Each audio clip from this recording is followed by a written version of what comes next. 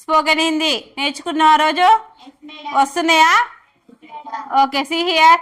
తుమ్హారా దిన్ కైసా రహా? ఈ రోజు నీ అంటే సమయం ఎలా గడిచింది, ఈ రోజు మీకు ఎలా గడిచింది అని అడుగుతున్నావు. అంటే ఈరోజు ఎలా గడిచింది ఏంది మేడం అని అంటే, నువ్వు ఈరోజు మొత్తం ఏం చేసినావు అంత ఓకేనా అని అడుగుతారు కదా, దాన్ని హిందీలో ఏమంటారు? తుమ్హారా దిన్ కైసా రహా? ఈరోజు ఎలా గడిచింది. వహ అచ్చాతా, అది బాగుంది. వహు అంటే ఏంటిది? అది. అచ్చా అంటే బాగుంది, అది బాగుంది. వహు అచ్చా నహీతా, అది బాగలేదు.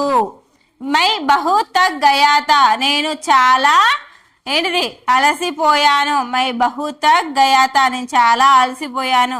మై కామ్ కరే మై బహు తక్ ఏమంటారు? మై బహు తక్ గయాతా అంటే నేను పని చేశాను, చాలా అలసిపోయానని అంటారు. కామ్ బోలతే క్యా హై? పని. మై అప్నే దోస్తోం సే మిలా, నేను నా దోస్తులని కలిశాను. దోస్తులు అంటే ఎవరు? ఫ్రెండ్స్. మై ఘర్కు గయే హమారా దోస్తం కో మిలా, నేను ఇంటికి వెళ్ళాను, అక్కడ నా ఫ్రెండ్స్ ని కలిశాను. మై స్కూల్ గయాతా, నేను పాఠశాలకు వెళ్ళాను.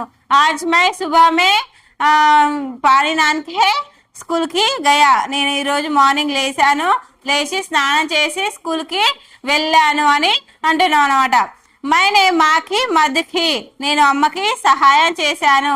అమరా మా కామ్ కరే ఓ కామ్ హే మై బి అమ్మకి మద్ కరే, అమ్మ పని చేస్తుంది, ఆ పనిలో నేను అమ్మకి సహాయం చేశాను అని అంటున్నారు అనమాట.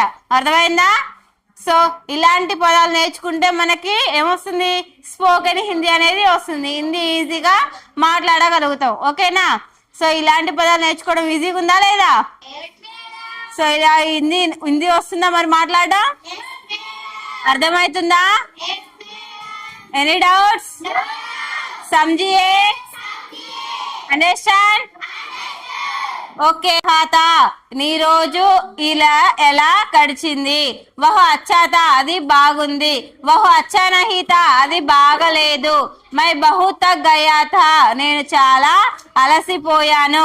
మై అప్నే దోస్తం సే మిలా, నేను నా స్నేహితులను కలిశాను. మై స్కూల్ గయాతా, నేను పాఠశాలకు వెళ్ళాను.